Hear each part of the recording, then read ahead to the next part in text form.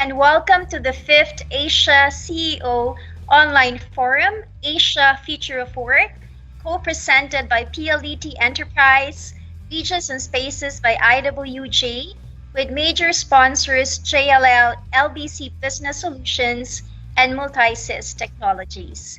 Before we begin, please bow down your heads and join us for the invocation. Father in heaven, we are grateful for this opportunity to come together. We thank you for the people who are joining us today. Please bless our speakers, speak to our hearts through their words. Be with the men and women who are responsible for organizing this event. We thank you for their servants' hearts. Our prayer today is that your will be done through this event. Take what we have prepared and multiply our efforts as only you can. Steer our intentions to align with your righteous will. Remind us of your faithful provision when our efforts fail us or fall apart. Blanket us with your peace today, Father. Keep us physically safe and guard our hearts and minds from pride and selfishness. Keep love at the forefront of our minds today and the guiding light for all we set to accomplish and celebrate. In Jesus' name, amen. Ladies and gentlemen, please rise for the Philippine National Anthem.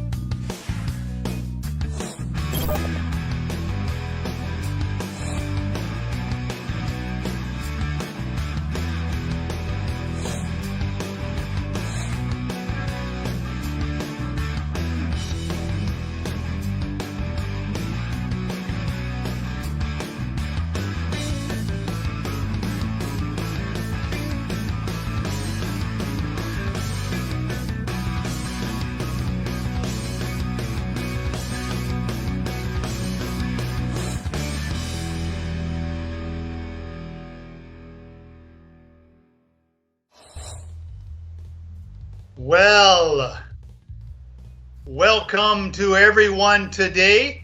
We have another interesting event to me, for sure. I'm sure everyone else too. This is called Asia Future of Work Forum, and it's an interesting time. You know, I was reading that 28% of people in the UK no longer want to go back to the office. They want to continue working from home. And so these are interesting times. In Philippines, where people spend on average, 2 to 4 hours per day in transit, it seems to me that number might even be higher. So, and the interesting thing is, we've all seen that it does actually work. We can actually do so much more than we expected working from home. So we're going to hear some really interesting stories, very diverse stories today about people's experiences and how it's been over the past few months and where it's going to be in the coming years. I know I was talking with some of the people before earlier, and it seems we've moved ahead 10 years in this future of work concept, work from anywhere concept. So let's see what all we can do to help everybody online today improve your businesses, hire back people, and so forth. I was looking at the list of the people who registered and are online. We have a lot of CEOs, CFOs from across the nation, right across the nation. So we're really pleased to have everyone, and we're really pleased to have a very good event with what I would say, I'm not exaggerating, but amazing speakers. So let me go through them right now in a bit of a roll call. First, we'll have MITCH LOCSIN of PLDT Enterprise. Glad to have you, Mitch. Looking good as usual. Next is Ruth Owen of Connected Women. She's very big in the renewable energy business in the nation.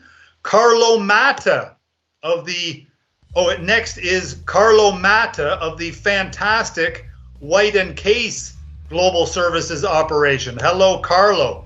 Then we have CARY LAGDAMEO, who has done absolutely fantastic work at moving the Davao Mindanao area into the new world of future of work. So glad to have CARY.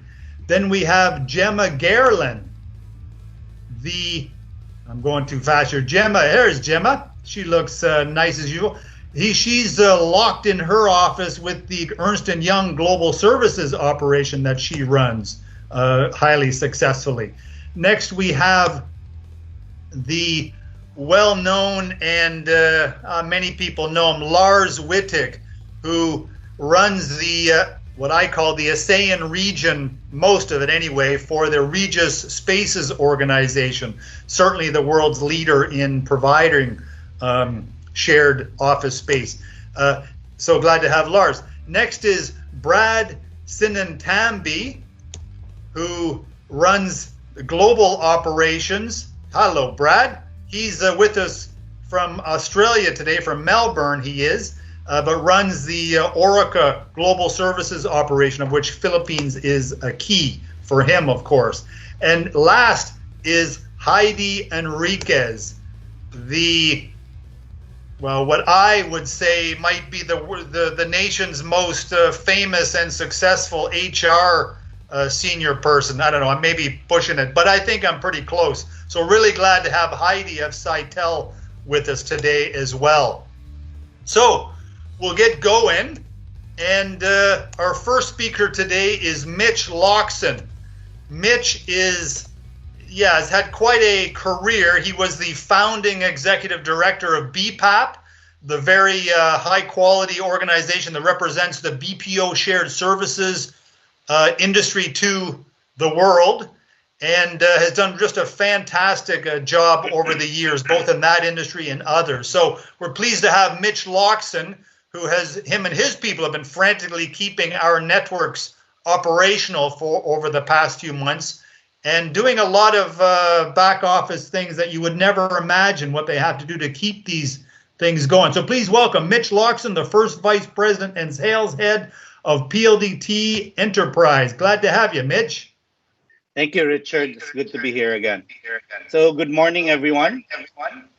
On behalf of PLDT Enterprise, I am pleased to join all of you this morning in this forum to discuss the future of work in the new normal that we are all treading in. The global pandemic has shown us just how agile we can be. The businesses finding their ways to reinvent themselves, such as adapting to the new business models or shifting their platforms to online and digital. Technology has especially come to the fore and has proven to be essential for us to remain afloat during and after the pandemic. This is why we at PLDT Enterprise, with our vision to make a positive impact on every single business, have been laying out the essential groundwork to help our customers reinvent themselves and become more resilient for any future crisis that might happen. During the imposed lockdown, for example, the small and micro businesses, which accounts for 99.52%, I believe, of the total Philippine businesses, were heavily affected, with most of them forced to temporarily close down. But with the easing of the community quarantine lately, businesses are now slowly reopening to help the economy get back on its feet. Yet many consumers are still taking Many consumers are still taking their spending digitally, leveraging on online shopping and delivery platforms during this time. In our data from last year, about 67% of internet users, or 49 million or more or less, are now making purchases online. And with this, electronic payments are just crucial to aid this, with 74% of the Filipino consumers preferring e-payment methods currently for groceries and paying bills, for example. This is the reason why we need to rethink and reevaluate ourselves in terms of how we will do our business in the coming months. With PLDT Enterprise, we're working together with our customers from different industries to understand their pain points during this critical time. This enables us to come up with relevant solutions curated to help businesses and our customers thread to this new mode of work more effectively and efficiently. Recently, we launched our Beyond Fiber, an especially curated solution to help businesses today transform and evolve towards digital. This features a set of curated digital tools ranging from productivity, collaboration tools, to e-payments and e-commerce solutions. These services are combined with a enterprise-grade Wi-Fi running on premium fiber service, enabling the micro, small, and mid-sized enterprises of the country to fearlessly make the digital shift towards long-term growth. And in the spirit of Bayanihan, we are giving out our first 5,000 orders free for the first 3 months as a stimulus package. In a survey conducted among our IT BPM customers, or the BPO customers, for example, we found out that 50% or more have already adopted working from home as the new norm. With work from home arrangement more prevalent today, Beyond Fiber can also be the perfect solution for employee to work from home arrangements as it allows enforcement of corporate policies even for remote work to ensure employee productivity and security. We are also working closely with our customers from various sectors to be able to come up with an array of solutions that will ensure they be provided with the means to continue on. With their operations during this period, it's high time that businesses make a digital pivot. This will be the gateway of the new normal, or the future of work. That all begins with implementing a solid connectivity backbone, of course, and the necessary technology solutions for your employees and your business. Remote work would, of course, not be complete without the right conferencing solutions and collaboration tools, just like what we're doing right now, to allow enterprises and businesses to conduct webinars and video conferencing calls from anywhere. Primary modes of collaborations are, of course, the free chat apps such as Viber, Telegram, WhatsApp, but there are also collaboration tools designed specifically for businesses. For example, at PLDT Enterprise, we offer the Microsoft Teams, the Google Hangouts, the Cisco WebEx, and more, all of which are encrypted and come up with guaranteed security protocols. Related to this, another thing I would like to highlight is the importance of cybersecurity during this pandemic. You won't believe this, but even during ECQ time, majority of the hospitals, at least the large ones, were even being hacked. As businesses provide more employees with remote work computers and accesses to email on personal mobile devices, there is an increased need to heighten cybersecurity. Many cyber criminals are exploiting the crisis to create digital havoc, from fake COVID information websites and maps that are conduits of malware, to tailored phishing attacks masked as COVID warnings even. We recognize the need for stronger protection in this new era working from home, which is why we also strengthening our cybersecurity capabilities to help businesses and their crucial data become more protected today. On top of providing various solutions, our offers are also compliant with the different security requirements of businesses. Security breaches should be among the least of your worries during this time. We have everything from CCTV cameras with thermal scanners to monitor your stores, your remote IT, and even your data center needs. Again, during this period, future of work is up to us to shape. It's high time that we all make a digital pivot, and we at PLDT Enterprise, with our vision to make a positive impact on every single business, are committed to helping you get back on your feet and implementing your transformational strategy. We enjoin you to step into this new day, the new future of work. Every day is a new day, a new opportunity to reinvent and rebuild to enable you to surpass your capabilities to successfully tread to the new future of work. So thank you once again to Richard and my colleague speakers here, and to the rest of the people viewing this morning session. Very good. Thank you very much, Mitch. Very good. Yes, and if anybody, a lot of people ask me to get in touch with Mitch. If you do, just send me a message, and I'll be pleased to do that. Certainly, he's a guy who can get things done for you and all that. So glad to have you, Mitch. Very good. Okay. Very good. Next, we'll have Ruth Owen. Ruth is, among other things, one of the nation's most experienced renewable energy leaders. She's president of a company called Upgrade Energy Philippines. It's a joint venture with a large European group developing power projects across the nation. But she's particularly passionate about empowering women in the workforce. And this future of work thing is a big opportunity, in my view, especially for women with children. But I'm sure she would tell you not just women with children, but all of them. But yeah, so with an interesting story, please welcome Ruth Owen, looking elegant in her attire, I must say, for us today. And yes, please welcome Ruth Owen, the co-founder of Connected Women. Hi, Ruth. Hey, Richard. Thanks very much. I'm here today to give you an opportunity to help.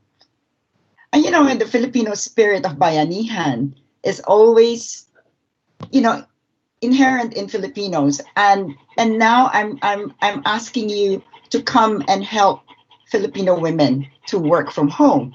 So why is this? 5 million Filipino women are out of the workforce because of household responsibilities, and 1.23 million are overseas Filipino workers. We're shipping our mothers out. They're looking after other people's children, but who's looking after their children here? So Connected Women is founded by Gina Romero, who's passionate about it. And I was the first believer in what she's trying to do. And so we have been remote since 2013. So we have different women in different areas of the Philippines. We have Davao, Singapore, Davao, Pampanga, Metro Manila, Iloilo, Cebu, and Bulgaria. Strange enough, but it's really interesting because we are working perfectly even before the pandemic. So when the pandemic happened, we just carried on. And there's tremendous opportunity out there, as everyone knows, that the future of work is here, and we can't ignore it. So in Connected Women, what keeps us awake at night are also the women on the grassroots. These are women that have married early, didn't finish their education, and so we're thinking, Gina and I, we're thinking, how can we help these women, right? On top of the other professionals that we match with jobs. And then we thought about simplifying, tapping artificial intelligence, right? Like data labeling. So data labeling is actually, example, you're surfing, and then it says, we want to make sure you're not a robot, and so click the traffic lights. And so that's labeling in the simplest form. And where does that data go? It goes to a machine to learn. So I don't think we should be intimidated with with technology, artificial intelligence, robots, and all that, because there will always be human in the loop, right? In fact, we are, as we speak, we are partnered with UN Women to train about 70 women in data labeling. It's an online training program, and we have different profiles for this. There will be like household help, overseas Filipino workers returning, senior citizen, differently abled people, women of different background that comes together and want to do something so that they can stay home and be with their family and still contribute, you know, to the husband's income. So we have partnered with Facebook to train about 2,000 women to use Facebook and Instagram to grow their businesses all over the Philippines in the last 3 years. And together with the Department of ICT, we are also training about 10,000 women in 5 years. So we train and then we match them with jobs. So, you know, traditional jobs is changing, as we all know. We would like to invite corporate, anyone that wants to help women in whether in technology, partner with us. We can do this together because, you know, I think it's really, really important, especially now. So to whoever is watching out there, please contact us in Connected Women. And we have a community of about 70,000 women and growing. But these are women connecting, working, sharing, and learning as well. So yeah, please contact us to ensure that no woman is left behind. Thank you. Very good. Thank you very much, Ruth. Yes, it is a big issue because we're losing far too many women, you know, with children who would like to continue in the workforce. And it's a big loss to the economy and to our businesses, and especially to the women, of course. So, okay, thank you very much, Ruth. We'll have more from her in the question period when I'm going to nail her with a really good question. But next we have CARLO MATTA. This is the Managing Director of White & Case Global Operations Center. This is one of the world's largest and premier law firms based in New York for the past, I think, 100 years or more. Offices in 30 countries. And you'll be pleased to know they provide, or they do absolutely leading edge work here in Philippines with Filipinos like CARLO and his group. And it's an example of one of the high quality companies, employers that we're getting in Philippines nowadays. So it's really nice to have CARLO. The only thing that's interesting, or another thing that's interesting, is that there are a bunch of lawyers, and I don't know how, you know, lawyers are always paranoid about getting sued and things. So I wonder, I'm anxious to see how CARLO is managing all of his expectations during this crisis and beyond. So please welcome CARLO MATTA, Managing Director of White & Case Global. Glad to have you, CARLO. Thank you, Richard. Thanks. Good morning, everyone. As Richard mentioned, White & Case is a global law firm that's been around for 120 years, present in Asia, EMEA, and the Americas with 46 offices in 30 countries. I head the Manila office, which is the firm's third largest office, Richard, in terms of headcount. It is a pleasure to be with all of you this morning and share some insights we learned during these unprecedented times. Like most, our plans did not cover pandemics in the possible scenarios we had to prepare for. The crisis being global, we immediately felt its impact across all our offices, across the firm, starting with the 3 offices in the major cities in China, and then our Hong Kong office, which was also partly due to the riots. We began to implement work from home. Our South Korea office, our Seoul office, quickly followed. Then soon our offices in Milan and other parts of Europe. We quickly adopted a firm-wide approach and had the Manila office work from home as well. So mobility through laptops ended up being a key component of our resiliency. We knew we could not possibly plan for every scenario. Instead of a BCP site, which most organizations do, we opted for a simpler solution, which we called slam and go approach, referring to having laptops, and in case of emergency, you slam it and you go. And we anticipated slam and go would somehow be a solution to many scenarios. Thankfully, it worked. And of course, we worked with PEZA in allowing us to do our work from home. At the first day of lockdown, the Manila office achieved an 85% attendance, would you believe, with a few hiccups on connectivity. So working through and addressing people's connectivity issues became our priority at the first week. By Friday of that same week, we were already at 97% attendance and continued to average the same, which was quite a feat. That was a pleasant surprise to us as well.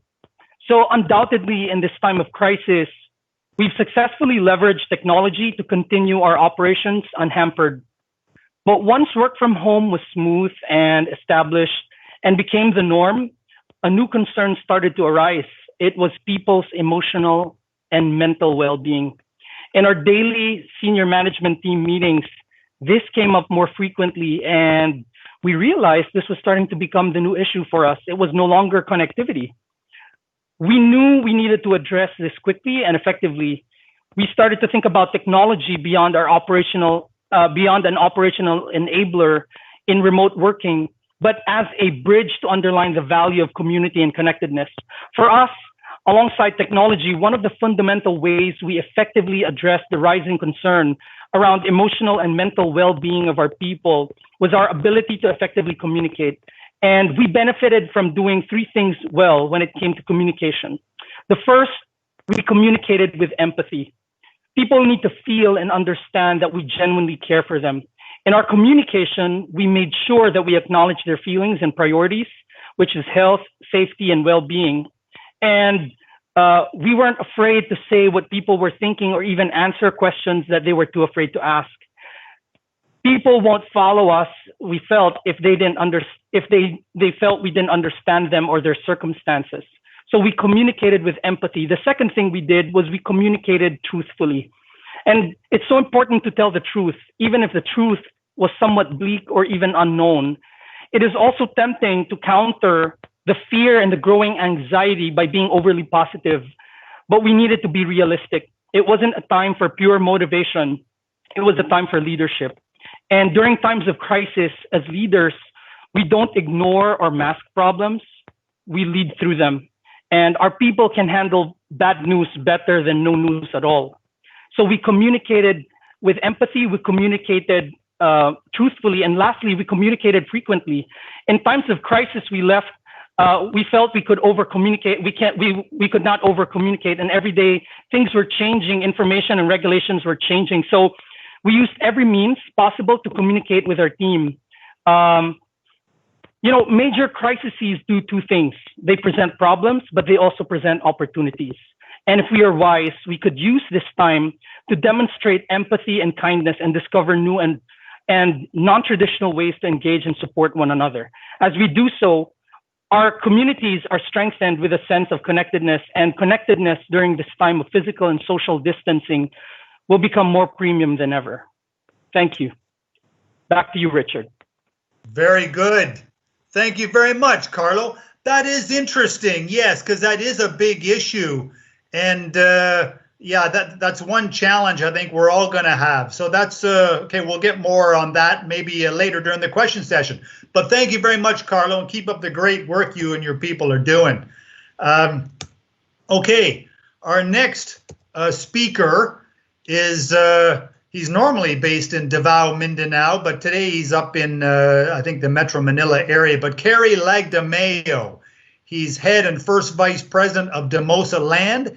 And if you ever go down to Davao and go through the business parks and so forth, you will almost certainly have seen his buildings and his, I think one of the the main or the most important business park was developed by his organization. And also, it's interesting. I find CARY interesting because he has what I understand is the largest co-working operation in Philippines. And a lot of people think that, oh, well, you know, Manila is so advanced and we're, you know, more advanced than Davao, but they really jumped in to the co-working future of work scenario, and their center almost was full almost from the day they opened it. So a very successful promotion work that they did down there. I think their partner was the Regus Spaces organization, who you'll hear about later on. So with an interesting story about the future of work, please welcome a key real estate guy and other perspectives that are nice about him, CARY LAGDAMEO, the head of Damosa Land. Welcome, CARY. Thanks, Richard. Thank you for that wonderful introduction and always propping me up there. Good morning to all your viewers this morning. And yes, as Richard mentioned, I represent a real estate company based out of Mindanao, more in particular in Davao City.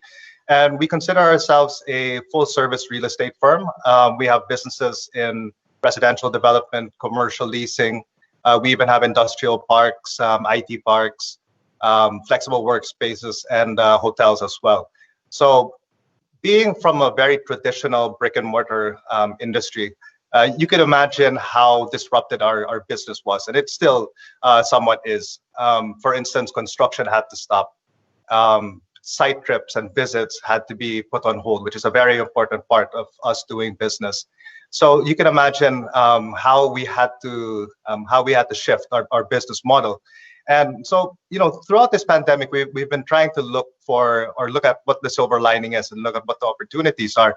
And one of the things that we did, I would say quite effectively, was to migrate a lot of our sales and marketing efforts online. And once we were able to do that, you know, we were quite surprised, and then we saw that there was an uptick in sales, still below our target, but we were happy to see that there were actually sales. We also did receive a lot of inquiries from potential locators for our industrial parks, for our office buildings as well. And again, it was quite encouraging to see and to hear that people are still looking for opportunities. In our case, I think work from home was somewhat effective because we were able to transfer or migrate a lot of our operations online. But one thing that we were also able to do, and what we call work from field, was when we were able to, or when we were allowed to go back to work under GCQ and under strict circumstances, we encouraged and we rotated our employees to go to office in some of our field projects. So in a lot of cases, wherever we have major projects going on, so we have a field office there, complete with, you know, a working office, Wi-Fi, and everything like that. So the positive aspect there was that our employees that normally would be in our head office, they were able to get exposed to a lot of our projects. So they were able to become more intimate with all the projects that are going on. So, you know, moving forward, I don't think personally that working from home will be the new norm for us, at least. I think it'll have to be a combination of working from home, working from field, and also working from our main office. And personally, I do still enjoy being able to plan in person with my team, being able to brainstorm in person. And I mean, I guess after all, we are social creatures.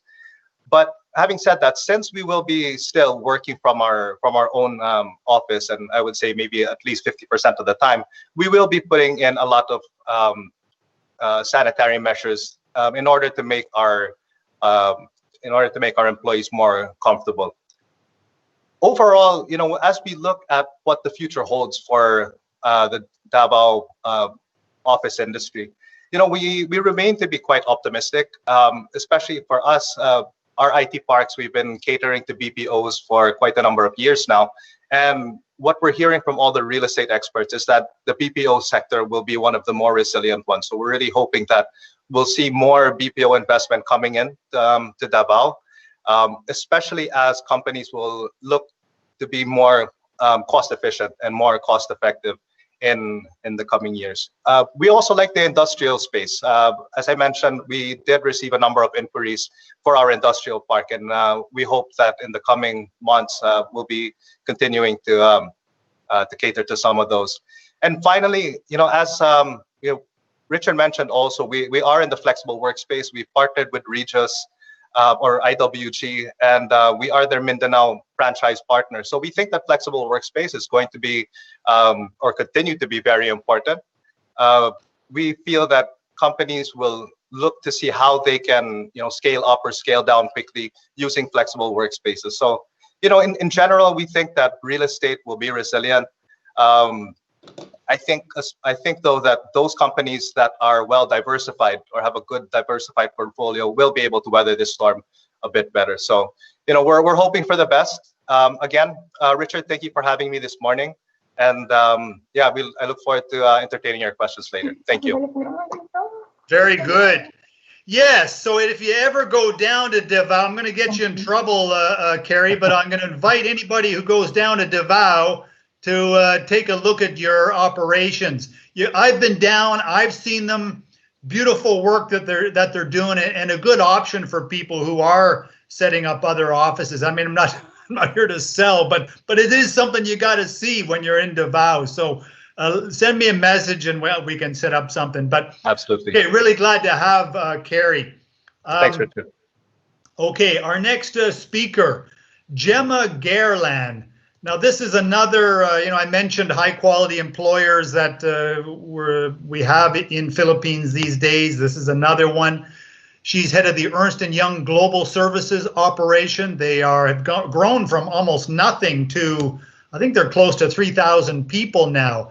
And GEMMA, dear GEMMA, she has been locked in her offices for some time now, literally working and sleeping in her offices. I'm sure there's someone to give her a hug once in a while, but she's working very hard and keeping everybody employed from their home and so forth. So this will be another interesting story because, accountants, they're another group that seem paranoid about security and getting sued and so forth. So please welcome another fascinating story, GEMMA GAERLAN, Chief Operations Officer, Ernst & Young Global Services. Welcome, GEMMA.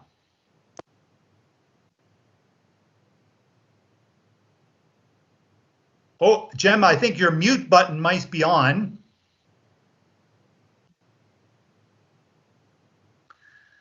There she is, a lovely red bit of color. Thank you, Richard. Very good. And good morning to everybody. It's a great pleasure to be here. The COVID-19 pandemic is greatly unprecedented and will have a lasting impact in the future of work.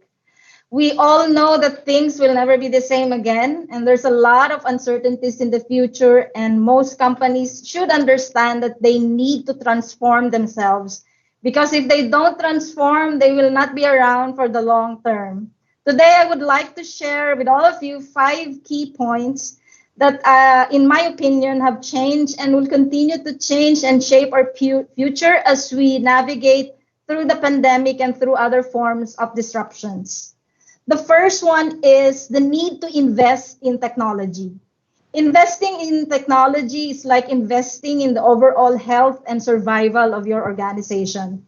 In EY, our new strategy is investing technology in everything that we do, whether that is working from home using technology, whether that is interfacing with clients using more and more technology, collaborating with internal working teams using technology, or using different technologies around artificial intelligence to do a lot of analytical work to understand data better.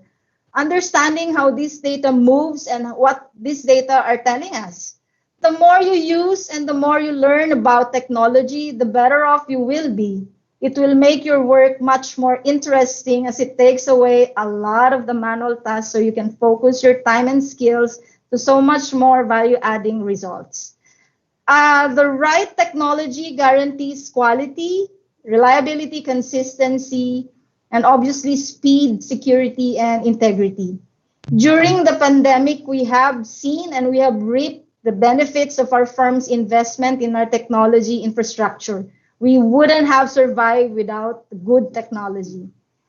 That is why our response to COVID-19 was very quick. It was rapid and seamless, and we have fully enabled 100% of our employees to work from home several weeks before our government announced the lockdown. Takes a lot of planning and preparations to do that, but having the really great technology that comes with it will make it really successful. So more than 3 months now into the lockdown, we continue to do business as usual while our employees continue to work from home. And it's primarily because our technology has enabled us to do so. Second is we continue to consider data as gold. We all know that numbers do not lie. Business owners, entrepreneurs, and consumers depend heavily on numbers to make decisions and to establish that what we are doing is right. So with the remote work as a business setup and with the rise of new methods and technologies to help us perform our work, data is necessary to ensure that we are really getting things done and we are doing them correctly.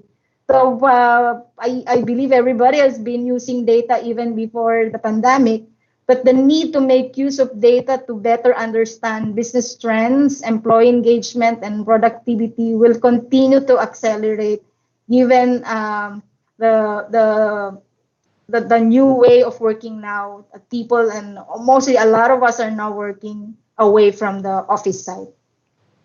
The third thing that I want to share with you is that we should consider resiliency as important as productivity and efficiency. You see, the Philippines is heavily affected by natural calamities. And this year alone, we were hit by calamities like the Taal volcano incident, the recent typhoons, and now the COVID-19 crisis. So I believe our BCP team has been one of the busiest teams in our organization, ensuring business is not interrupted during calamities so that our clients will continue to rely on exceptional delivery of services from our firms. The pandemic has probably caught us all by surprise, challenging our BCP protocols and plans that we have put in place, but this is also an opportunity for us to test the reliability of our plans, isn't it? So while productivity and efficiency are essential components of our response to disruptions, keeping ourselves resilient, agile, and nimble are equally imperative. We need to have the right mindset, the discipline, and the emotional preparedness to combat unforeseen and difficult situations. And these are all necessary attributes of good business leaders. So we as Filipinos are known to be highly resilient, and that is one thing that we should all be proud of. And also the Bayanihan spirit is also something that we should be proud of. So next is we know that working remotely is here to stay. So according to a Gartner survey, Gartner is one of the world's leading research and advisory companies. About 48% of employees around the world will likely continue to work remotely even after the COVID-19 pandemic. So working from home could be relatively new in the Philippine setting, but it has become, I think, the most sensible and most realistic solution as the new way of working. As organizations then shift their operations to working remotely, the need to use technology to stay connected and the need to collaborate digitally are very, very important. With service delivery and business transactions moving to a digital space, we need to prepare to adjust the overall employee experience while keeping our company culture thriving. I would say that working from home is a great privilege, and it can be, you can still be very, very productive, even more productive than when you're working from your offices. But obviously, this can be problematic if it's not well managed. So but encourage the managers and the business leaders to make sure that they provide enough supervision so that work from home privileges is neither abused nor not taken advantage of. The next one is our companies would be defined on how we have reacted during the pandemic. So Prior to COVID-19, I think organizations would implement programs and campaigns or advertisements to actually enhance or advertise their brand and to create, pleasing perception about their organizations with the goals of increasing sales or winning more clients or attracting potential candidates for employment. Now with COVID-19, our clients, our stakeholders, and most especially our employees and prospective employees may start defining our organizations based on how we have responded to the crisis. So things like, how did we protect our people and our people's jobs? How did we protect our clients? And what have we done to help the society and the government in the national battle for this crisis? So COVID-19 obviously has caused a lot of devastation to businesses and families in many countries all over the world. But this has also forced us to fast track our way to innovation and integration of technologies in our way of life. Regardless of the kind of disruption that may come our way, business leaders should put these three important P's at the core of the role. And this is just my point of view. The first one is to protect your people and to protect your people's jobs. The second is to protect your business and protect your clients. And the last one is to play an active role in nation building. Thank you very much, Richard. It has been a great honor to be here. Good morning again, and have a pleasant day, everybody. Very good. Thank you very much, GEMMA. Yeah, there'd be so much more you could share, I'm sure, because it's fascinating, all the things that you have been doing, you and your people. So, and by the way, for someone who sleeps in the office, you look pretty good with your outfit and full makeup. Well done to you. So a very talented person, and keep up the great work you guys are doing. I know there's a lot of growth ahead. So thank you very much, GEMMA. Okay, our next speaker is LARS Wittig, and LARS has had a stellar career over the past number of years here. Started in Philippines. Some people would say that, oh, well, Philippines is a place you leave to grow your career. Well, LARS has shown that, among many who've shown that Philippines is a place to really grow your career. So he did so well here that he's now country head of Philippines, South Korea, Vietnam, Cambodia, Thailand, and active in a number of other countries as well. So really glad to have LARS, and he's with the Regus Spaces organization. This is the world's largest provider of shared office space and co-working space. So yeah, I'm looking forward to hearing LARS' story about the trends and what's going on in his business. So please welcome LARS Wittig of Regus Spaces. Glad to have you, LARS. Welcome to your new way of working right on your doorstep.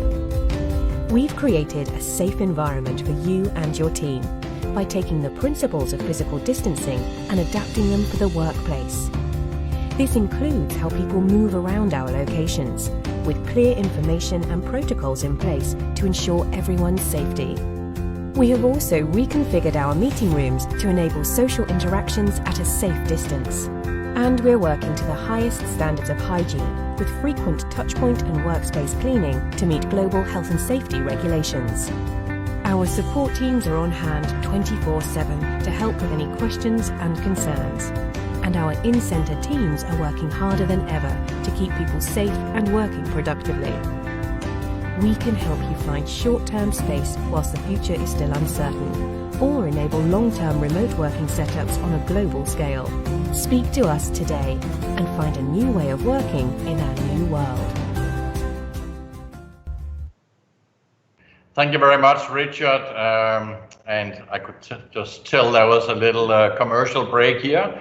But good to be back and welcome home, as we like to say here at Spaces. But on that note, home and working from home, I believe that we already have had some extremely valuable insights from the previous speakers. GEMMA, it was fantastic, relevant the way that you described, yes, it's viable to work from home, but it can also be less viable in certain aspects if it is not managed well, and it can even be abused by employers.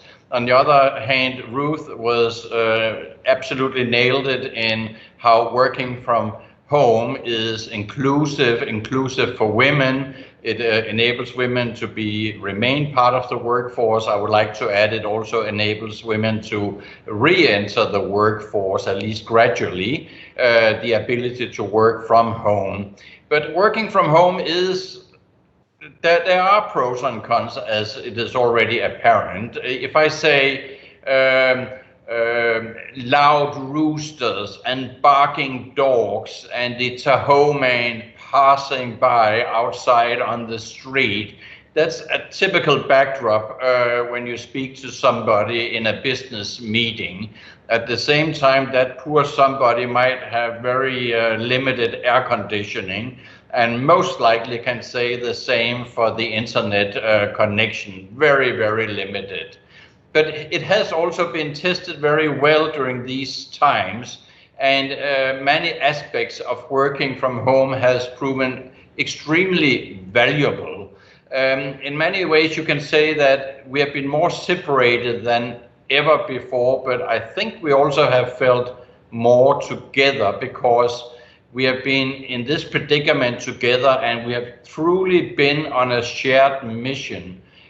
In our company, sales vice presidents, we are about 20 globally. I would normally interact with my colleagues globally once or twice a year.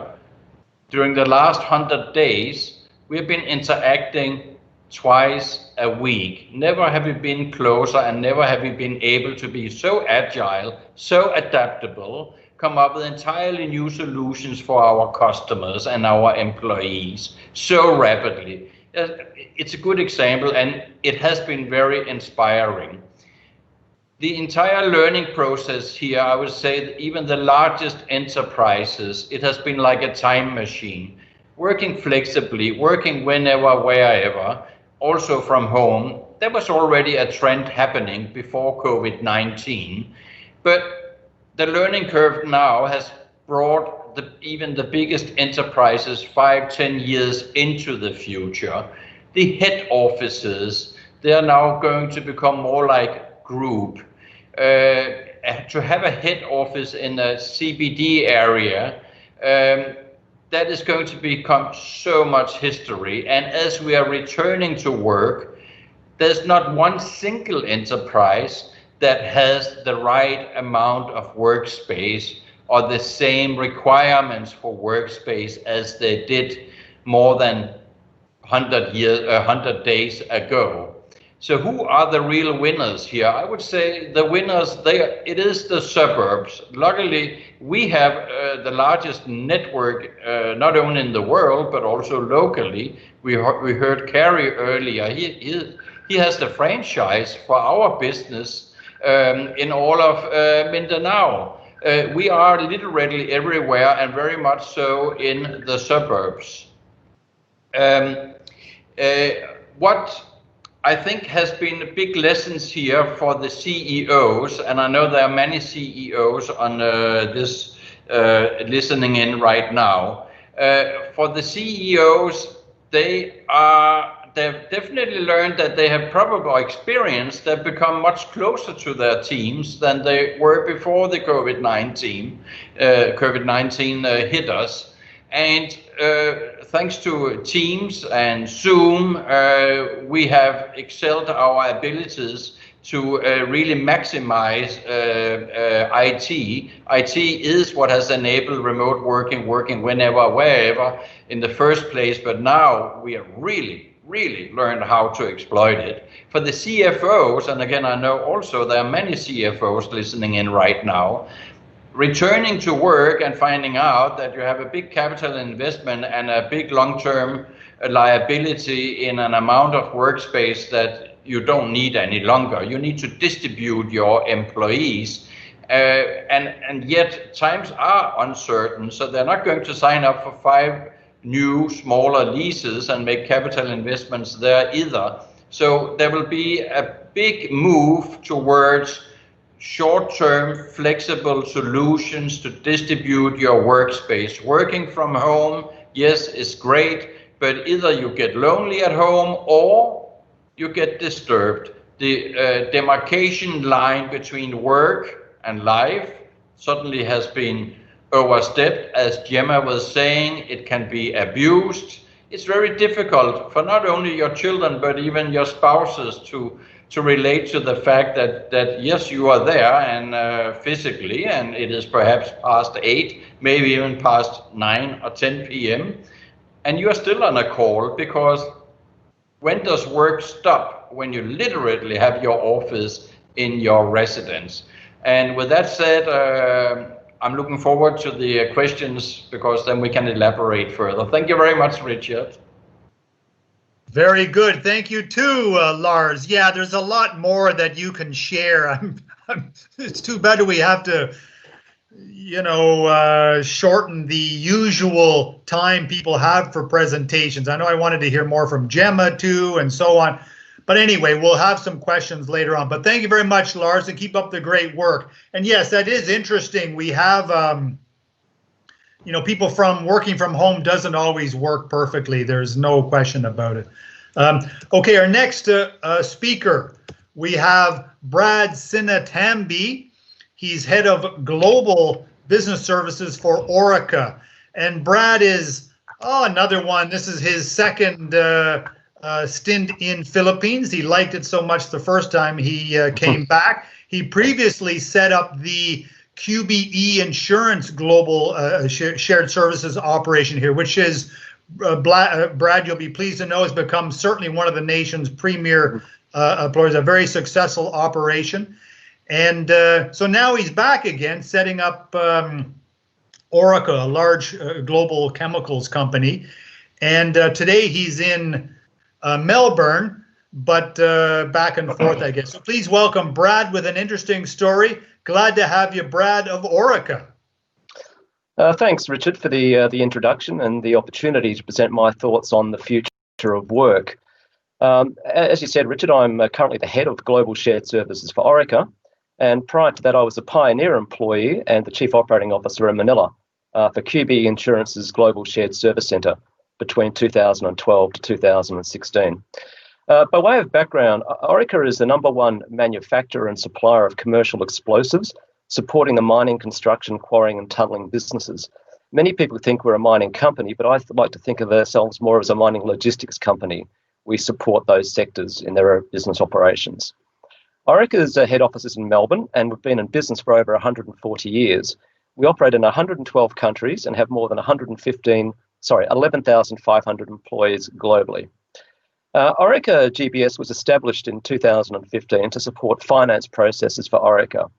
We currently employ around 200 staff, and we've recently expanded our service catalogue to include a number of IT processes.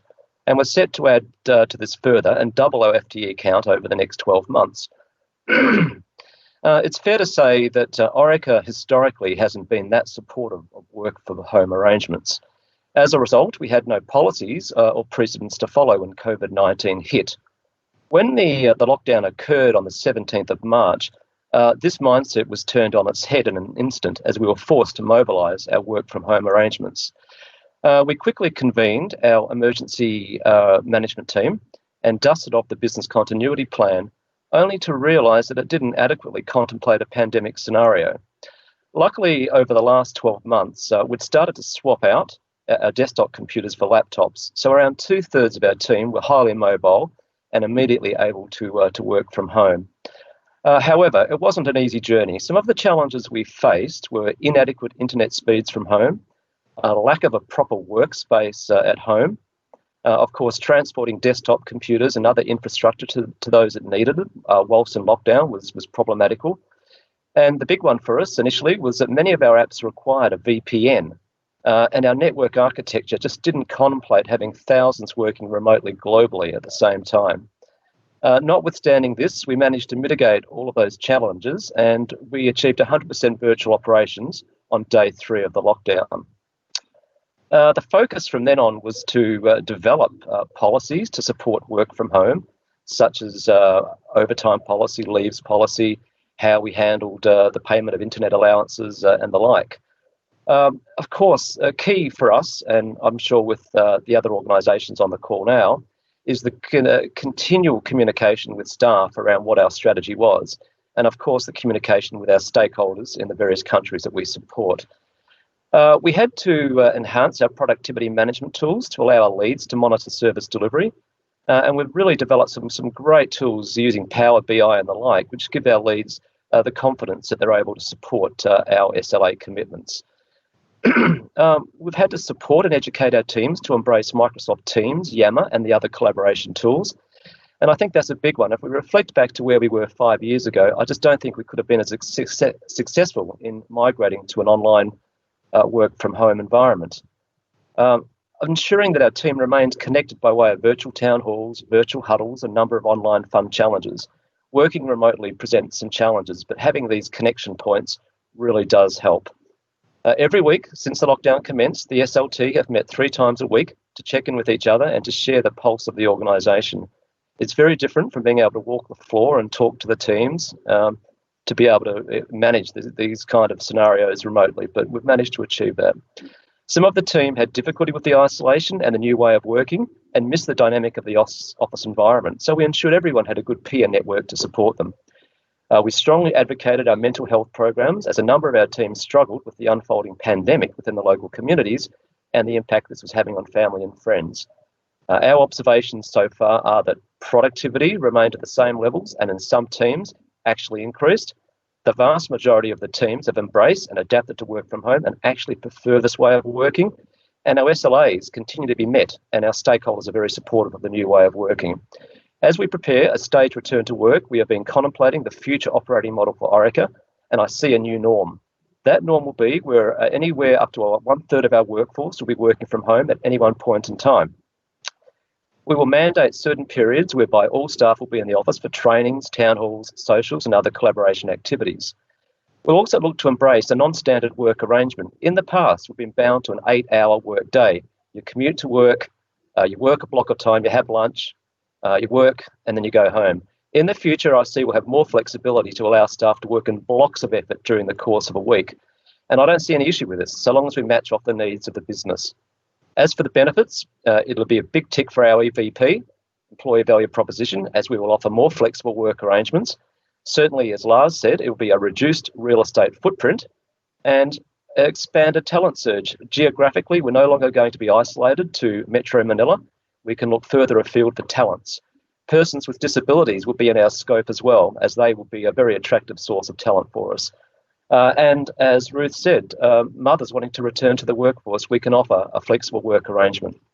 We'll continue to mature our talent acquisition policies over the coming months as we start to resume usual operations.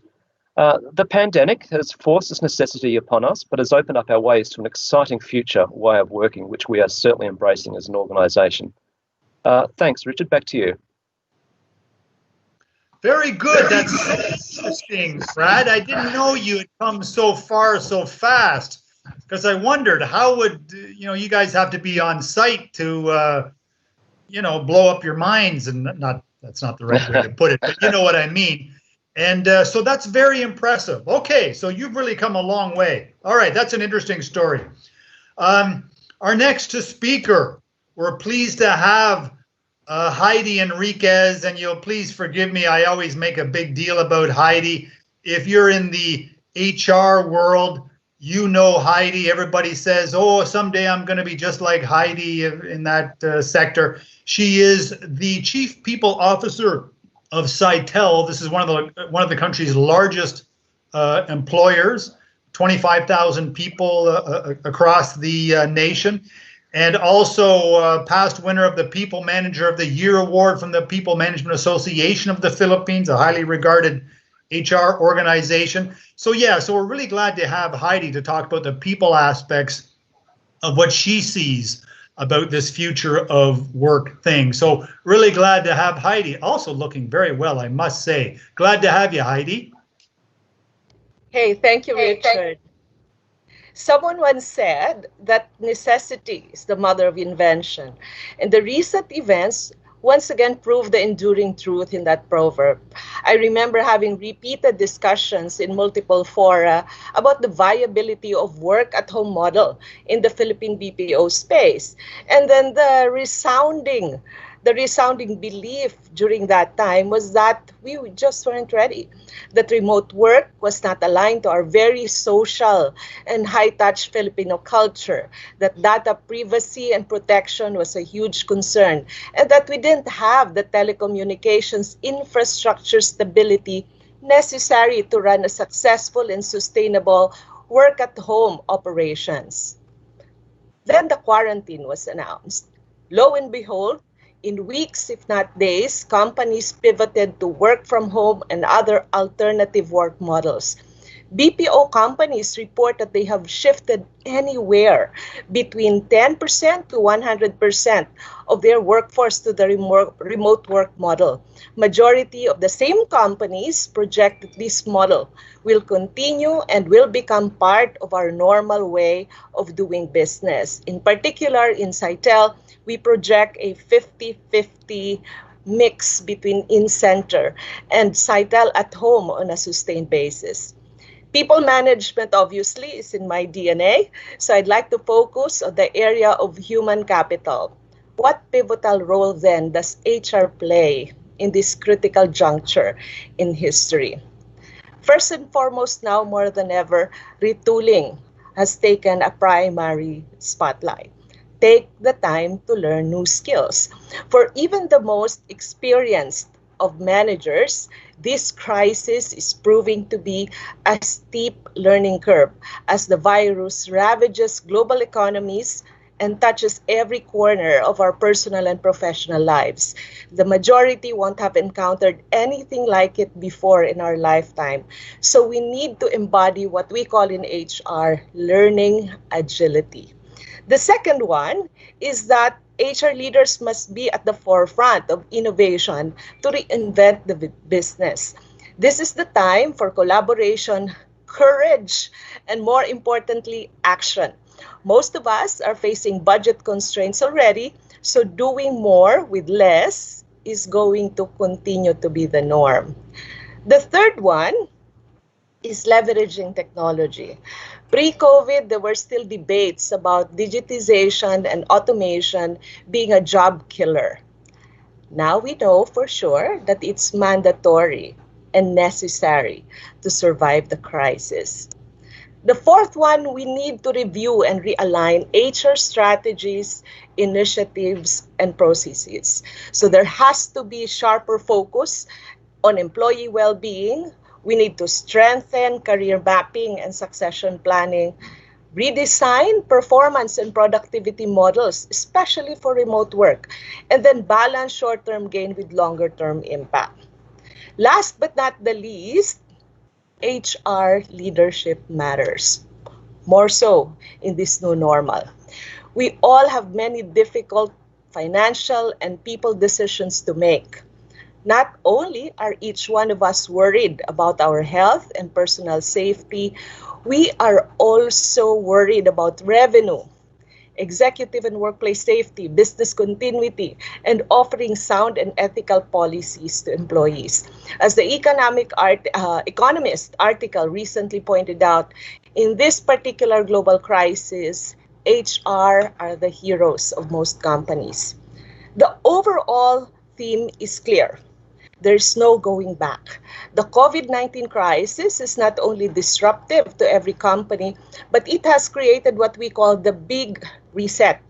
Rapid changes taking place in remote work and alternative work models, technology-based processes, and social and digital ways of connecting with people will be lasting and lasting for years to come. Back to you, Richard. Okay, HAIDEE, good as always. She's got a beautiful, she even puts a nice background behind her and all this stuff. She always goes over the top. Thank you very much, HAIDEE. That's very interesting material. Okay, next, everyone, we will get to go to our questions and answer session. So please post your questions. We'll try to get as many as we can. So we'll be right back and watch this first and see you very, very soon.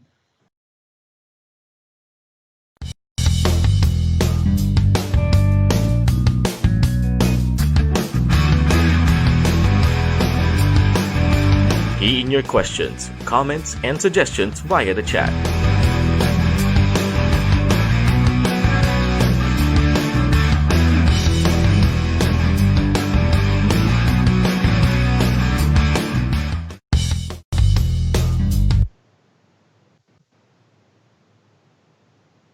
Okay, very good. Glad to have you back.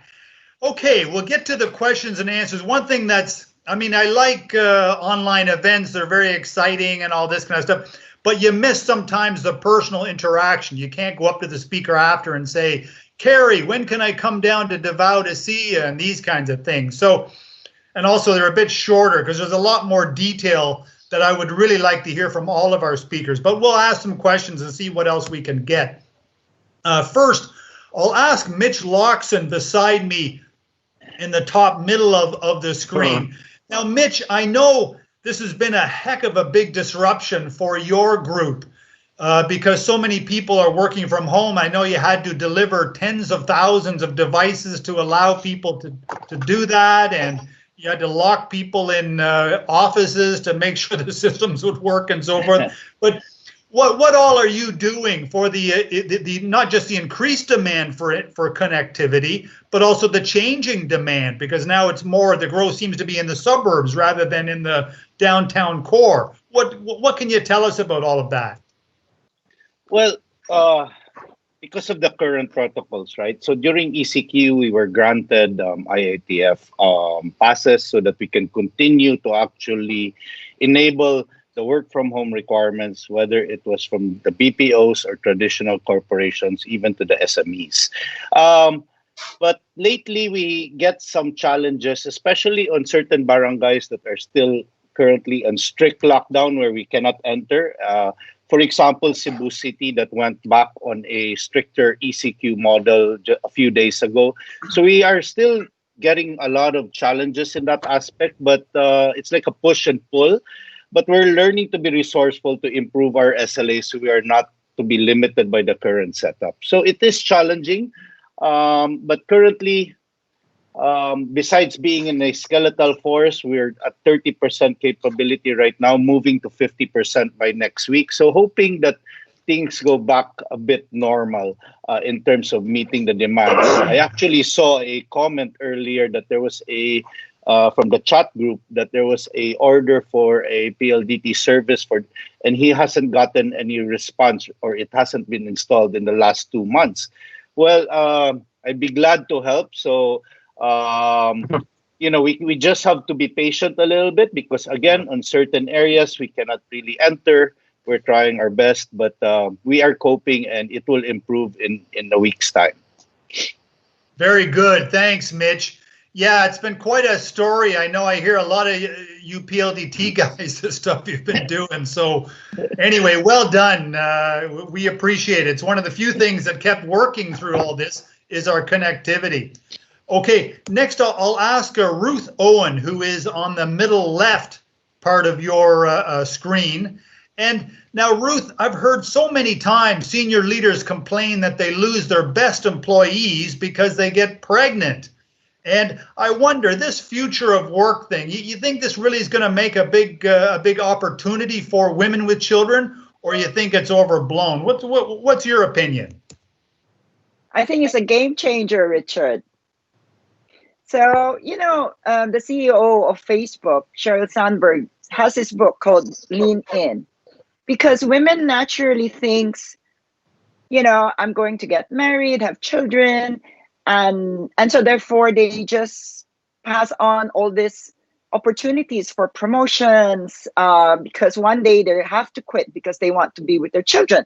But work should not be a sacrifice. It should be an opportunity. And I think the future of work is going to see this more and more.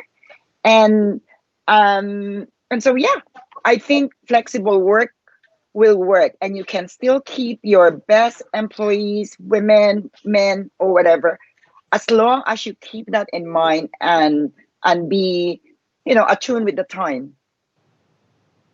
Sure. Yes, I agree. Okay. Yeah, we don't want to stop Filipinas from getting pregnant. Certainly, there's fun involved along the way. But never mind. Okay. So next, if I could ask CARLO MATTA. CARLO is on the right middle part of your screen with the handsome-looking facial hair. I must say it's very fashionable these days. And now, CARLO, lawyers, the stereotype is they're always paranoid about getting sued and so forth. But are there risks to employers when employees work from home or shared offices? And how do you minimize these? What do you think? Absolutely. I think lawyers are for law firms, just like banks and other professional services such as EY, data privacy and data breach is certainly a security concern. But for us in Manila, for example, we are not considered a third party or a vendor, but we are just one of the different 46 offices, and half the firm is made up of business services, and every single office in the firm is working from home now, which means half the firm, which is business services like Manila, are working from home. And so, we do take measure such as, the measures we take through the security engineers. But the other thing that we do, Richard, is we break up information so that not a single piece of information lies just in one office, but it's spread so that if ever there is a breach in one office, the damage is very limited. Thankfully, we've never experienced such a breach, and we're proud of that. But that's how we deal with it. Okay, that's interesting. Okay, there's a lot more there, I'm sure. Okay, well, thanks, CARLO. Yes. Okay, for CARY LAGDAMEO. Now, it's so intriguing that, CARY, you went big on this shared office space, co-working and so forth, and it was a huge success in Davao. Did you know why that was? Was it just a really good sales job you guys did? Or why is it so popular there? And also, do you see more expansion? And what are the advantages or disadvantages for developers who host shared offices like this, like rather than just leasing your space the old way? Sure. We were very, I guess you can say we were pleasantly surprised when we opened the center. And well, first of all, Lars and his team have, they do a tremendous job at selling. But in terms of the clients, I think, a lot of the clients that we were getting, these were companies that were maybe at one point exploring Mindanao, but hadn't taken that first step yet. So when they saw that there was a flexible workspace wherein they could come in with low risk, low capital expense, and if, say, for example, they didn't do well, they could pull out easier. Or if they would become successful, it would be easier to scale up or maybe even take permanent space. So the flexibility helped them tremendously. And about 70%, I believe, of our clients in the first few years were from companies outside of Davao and outside of Mindanao. In terms of expansion, definitely. I mean, as Lars mentioned earlier, we are the franchisee for IWG in Mindanao. We are going to have our second center this year, and we will be building at least 8 more centers in the coming years. Now, obviously, those timelines have been pushed back a little bit, but the main point still remains, is that we like the business, and I think we will continue this in the coming years ahead. Okay, very good, CARY. So keep up the good work. We'll be glad to see how things look in a few months. Okay, GEMMA GAERLAN seems eager to speak on the bottom right corner there. Hi, GEMMA. And now, GEMMA, your operation has grown quickly with 2,500 employees or so forth.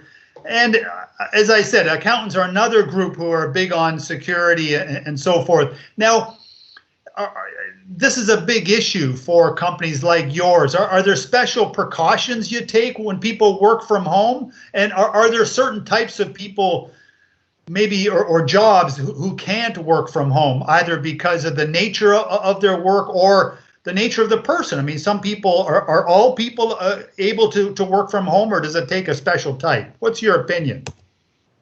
So, Richard, that's a very meaningful question. This lockdown has taught our customers and even us as well that we can actually work remotely and we can be just as productive, if not even more productive, than when we work from our offices. But understanding the nature of our business, we are focused on the integrity that we have committed to our clients, and this should never be compromised, even if our work arrangement change. For example, allowing people to work from home. Our information security guidelines and processes are well in place so that it is broad enough and clear to address different scenarios. And let me share with you some of the very concrete examples of how serious we are on data protection. So we do have a very robust implementation and full compliance to data privacy. We have global policies and mandatory annual training programs related to handling sensitive information, data privacy, risk management, independence, password policy, policy on prohibited and non-prohibited standard softwares, for example. Our laptops have two-factor authentication to ensure that only the assigned user can use it. In case of theft or loss, the laptop becomes useless. Firewalls are everywhere. We only use EY authorized tools and applications that are highly secured. And we have a clearly defined blacklisted sites that we restrict access to, like maybe social media, video streaming, porno sites, and the like. And if you are caught violating, you can potentially lose your job. So our global IT, for example, would randomly and deliberately send anti-phishing emails to our employees just to test how employees will respond. And we have a very well-established cross-border general data protection regulations on top of all of our floors and offices being ISO 27000 certified. This is the ISO certification for information security.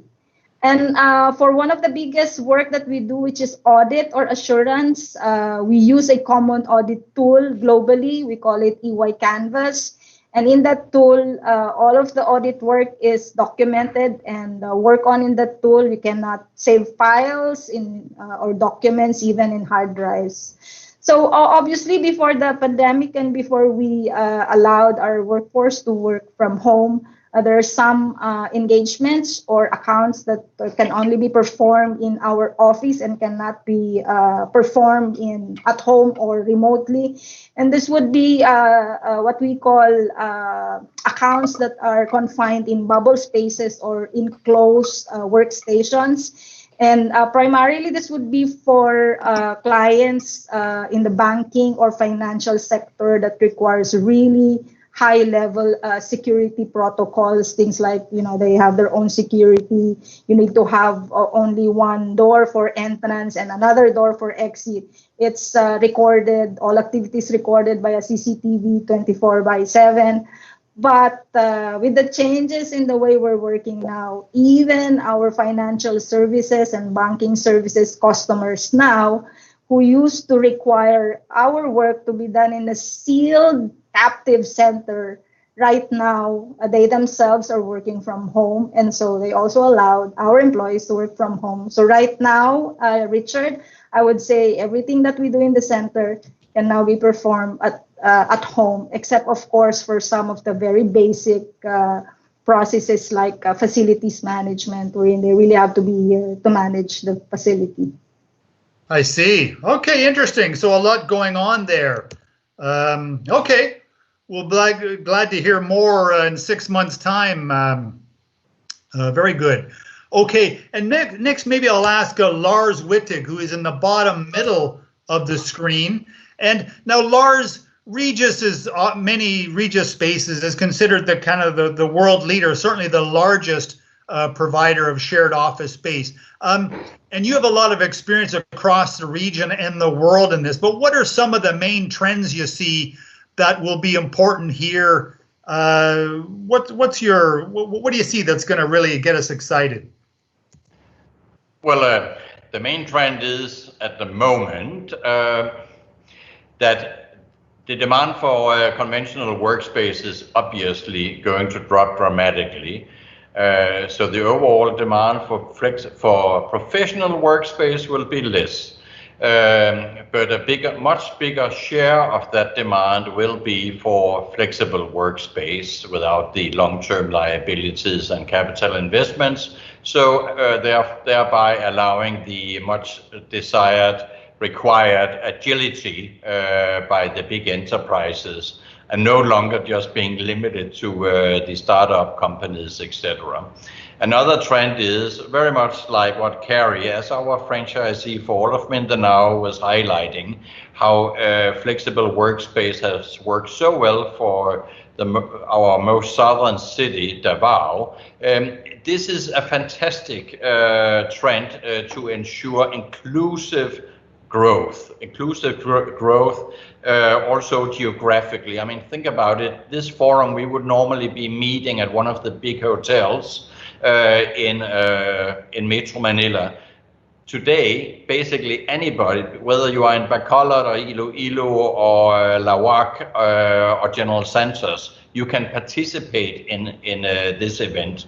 And with our network globally and nationally, it is not just big investors that are now getting ways and means of getting into tier 2 cities. What we see is that the smallest entrepreneurs in the provinces, they're using, say, our center with CARY, our Regus Center in Davao, as a launching platform for them to suddenly do national business and eventually international business. I see. Okay, Lars, that's again a lot going on that we'd like to have a lot more discussions about. But okay, we'll keep going. Brad SINNATAMBY, he is in the middle of the screen. And now, Brad, we've talked a lot about the work from home thing being a big opportunity for employees, certainly, who save a lot of time and money. But are there advantages for employers? I mean, do employees really work better? Are they more engaged? Do you save any money after all the hassles and incentives? And also, your policy about overtime and leaves when people work from home, that must change too, doesn't it? I know that a lot of information there. Yeah, great questions bundled up there, Richard.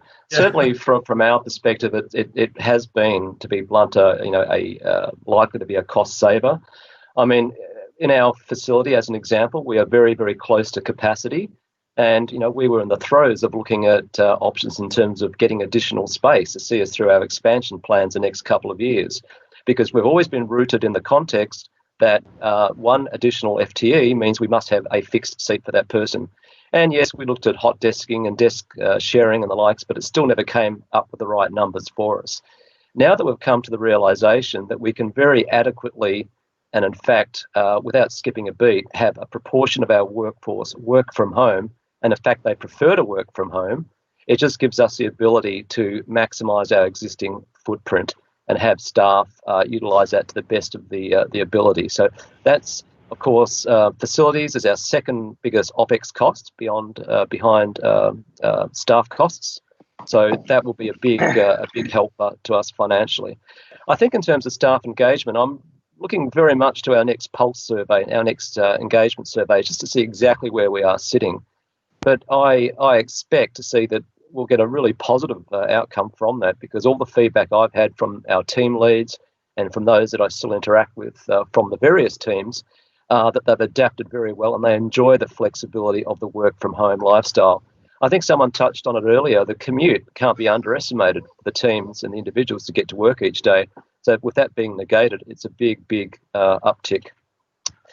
Yes, certainly in terms of the policies that we've had, we've got our senior team now working very closely to make sure that they are fit for purpose for the new norm, for the new working environment. And a lot of what we do with the teams, I must say, it is again rooted in trust. We like to measure teams more on output rather than making sure that they're at their kitchen table physically in front of the laptop for the 8 hours per shift that they are meant to be there.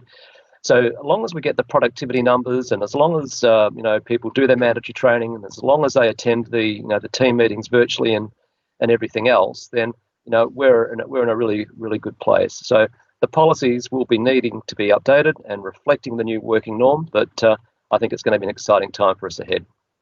Yeah, I agree. It is so exciting. God, who would ever have expected things to come so far, so fast? Okay, our next question is for HAIDEE Enriquez, who's at the bottom right of your screen. And now, HAIDEE, government has given various exemptions to the BPO industry, which is a major employer in the nation, especially of knowledge workers. But there's still a lot of limitations set by both national and local government units on the operations of BPOs. How are you navigating all these limitations to lessen the impact on your operations?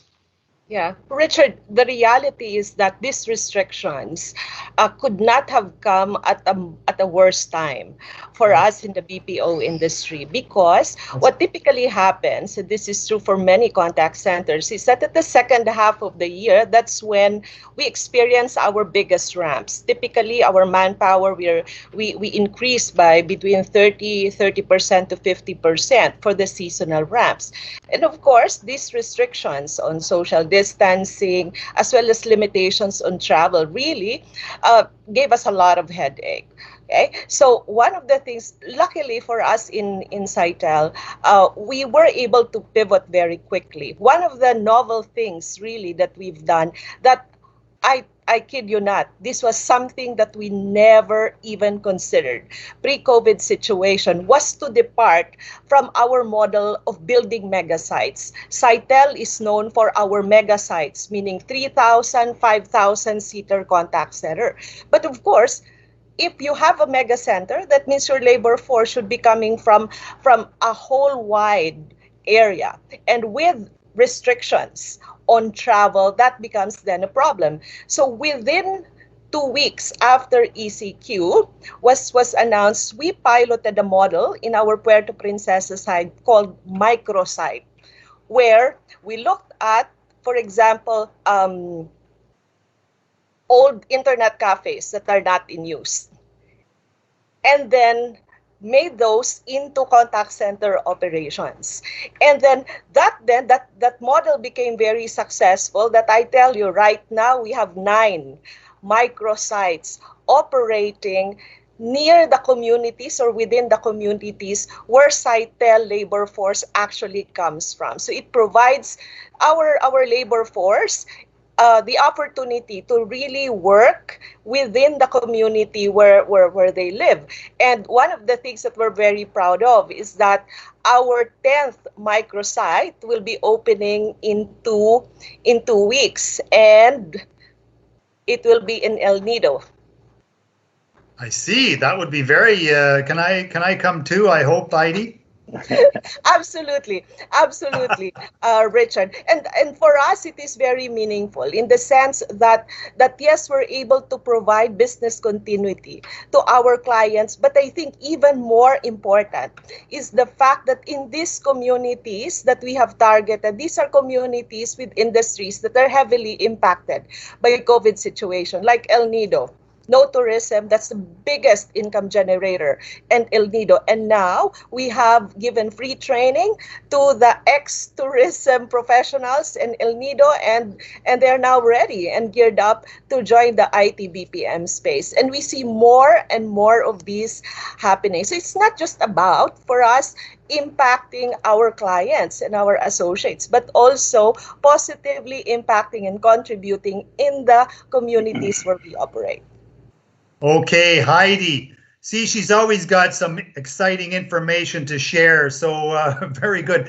We have a lot of questions posted from people. Maybe if I'll ask a couple more questions, and maybe if we keep the answers to about 1 minute, even though I know we'd like to go longer. But so for our women speakers, this has been a hot topic, but how do working women, the stereotype is women have more responsibilities than just their work. They come home, they do cooking, cleaning, looking after the kids, and so forth. But how do you manage the mindset change to multitask all of these things when you're working from home? Is it different from working at work, or how does that mesh? Who'd like to go first? Please start. I can go first, Richard. Yes. I think I'm one of those people who would not have thought that working at home would sit well with me, but as of today, this is I'm thriving in the work at home model, and I cannot imagine myself going back in center. I think one of the things that's working for me is I don't have a husband, so that means my I'm a liberated woman professional. So my time is my own, and within the home space I have a son, and it just took a lot of disciplining myself to make sure that I follow a certain schedule, and making sure also that I balance that work schedule and that work time with the time that should be allotted to my son. Of course, the support of my family is also very important, because, like, for example, this is typically a time when I'm supposed to be with my son, but I now have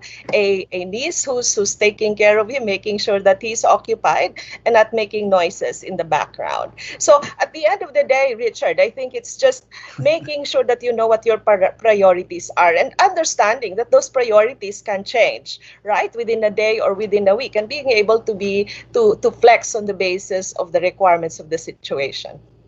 Sure, that makes a lot of sense.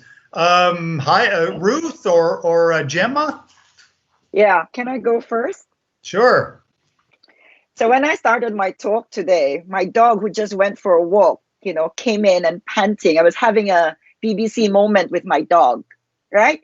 But then I was like collected myself, and so yeah, it is what it is. But you just need to be how do you say, you adjust. And I can never see going back to an office and sitting in an office and be there and all that, because I'm more productive, I have more time. But like what HAIDEE said, you need to have a certain schedule. Like, you wake up, you don't binge on Netflix and go to sleep at 4. You basically do what you do when you are going to the office. So you get up, you exercise. Like for me, I meditate, I exercise, and then I shower and I come and sit in a place where work is. And I know that I need to stop working by creating a video call with my family who's all over the world, and we work out and we do this. So that's a signal for me to stop working. So start and stop, and in between it could be anything. It could be Zoom or whatever. But yes, you adjust. Human beings adjust very, very quickly, just the same way as the BPOs are, adjusting to work from home. So yes, it's possible. Okay. Gemma, do you have anything to add? Yes, Richard, thank you very much. In the past, I think everybody has been looking for work-life balance, which I believe, my opinion about work-life balance, it doesn't really exist. You can never balance work and life. But with the way things are changing right now, I do not call it work-life balance, but I now call it work-life integration. So you have to integrate both your life and your work to make it work. And the thing that I have to put in place is I have to be very mindful where I am and what I'm doing at specific time of the day. Like if I am in the office, I have to make sure that I prioritize what needs to be done in the office. And I am mindful about the people that are around me. And if I am at home, same thing happens. I have to prioritize the needs of the family, and without, of course, totally disregarding the fact that somebody can call me while I'm at home, and I still need to integrate the requirements of my job while I am in the confines of my home. So I think with the new ways of working now that are evolving, that you can now practically bring home your job. I think there's a better blend of balancing your work and your home. And I always say that I think women are a special species. They're multitaskers. They can do a lot of things. Sometimes you can say, can you divide your time? It's not really dividing time for women. We multiply our time in such a way that we don't just work 8 hours, but we probably can work 16 hours or 24 hours if that is the case. That's required by a certain period of time. Okay, very good. Okay, so now you all are very disciplined people and so forth, but we've got a number of questions from business owners who are concerned about, you know, what they, well, I'll read it out, what they call, you know, to avoid abuse from employees, you know, employees taking advantage of their freedom and not working, let's say. But so the question I have for everyone is, what protocols do you recommend in work from home schemes to avoid abuse from employees in terms of time, productivity, and efficiency? What do you do to keep people working? Because I know one thing is, I've seen surveys about young people in particular you'd think would be keen on work from home, and they are, but they're concerned about their own discipline, whether they have the discipline to be able to manage the freedom. Who'd like to go first? Maybe put up your hand or just start talking. Well, if I should start, this has been an ongoing question, but it has never been as urgent to find an answer as it is now. First of all, it was like a grassroots revolution, especially the millennials, but employees in general. They wanted to work whenever and wherever. They do not want to be measured by a timesheet, but rather by results. Now, that came from the employees. Then the HR managers, they started to embrace it, because otherwise they would not be able to attract and retain the young talents. So now that we are actually forced to allow people to work from home, then suddenly this question comes up. And I can only say, if you don't have the answer, you are obsolete today. At the old speed of change, which was considered fast, but not like this.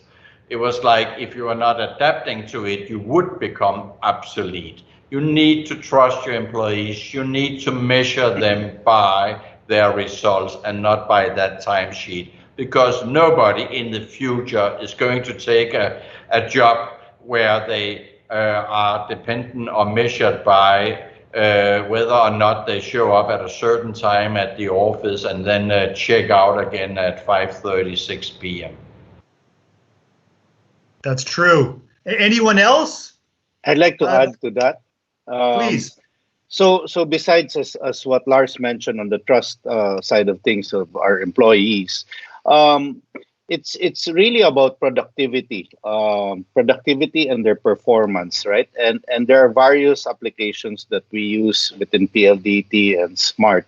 But for us, for example, in sales, we use Salesforce as the tool, wherein our employees are logging in their tracking sheets, where how many video calls have I made with customers or things like that.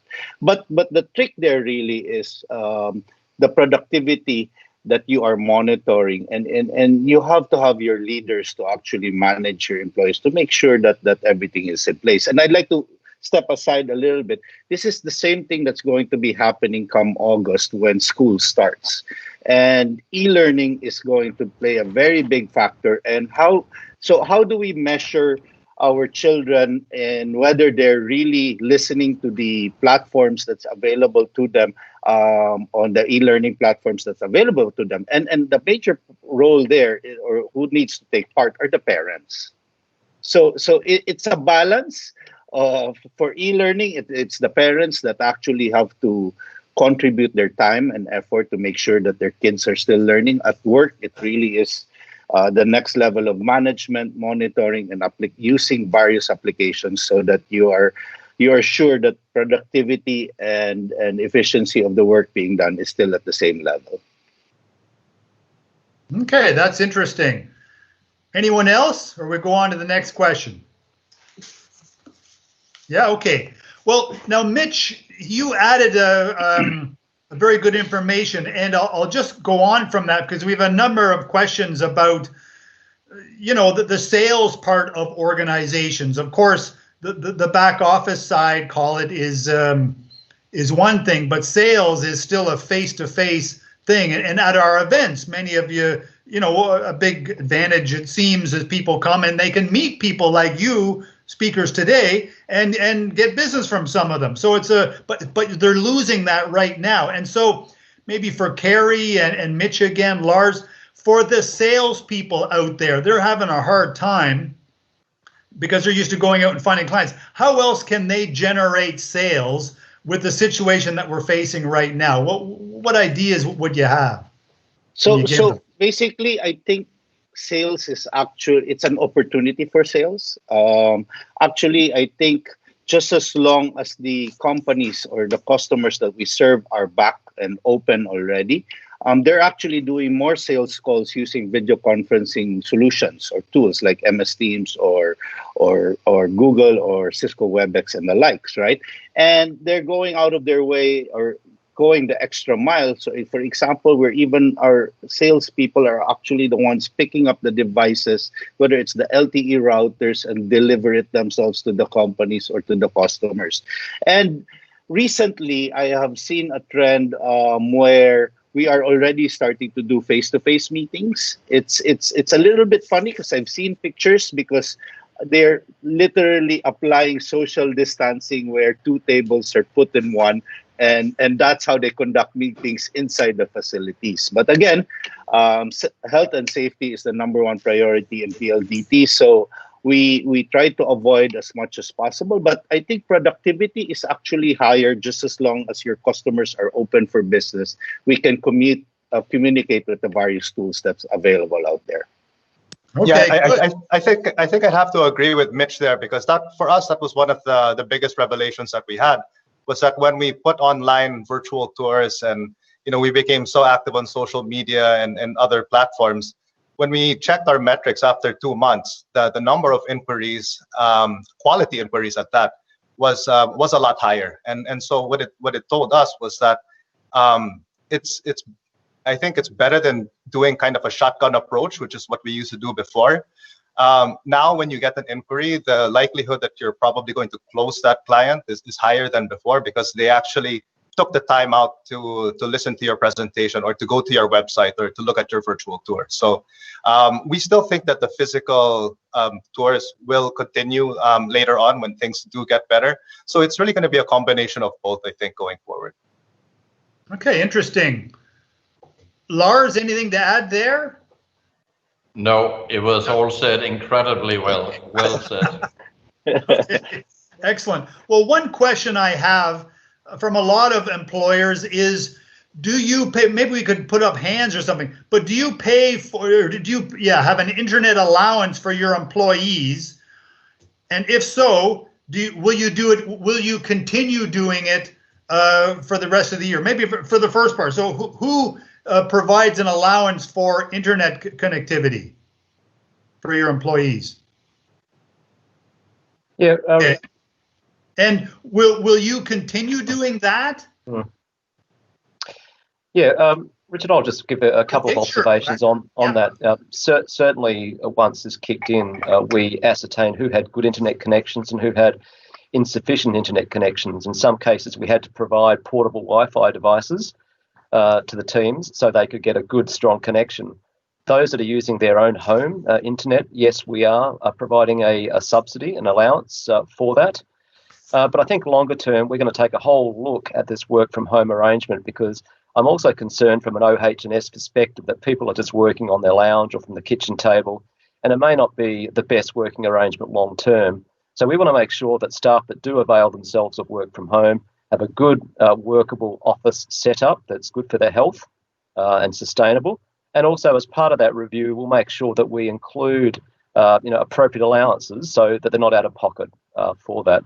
It's quite interesting. I think we've been quite fair too with our people as well. In most cases, in fact, all cases, we provide transport allowance to get people to and from the office by whatever means they like. We haven't rescinded any of those allowances during this time of crisis. So it's been interesting.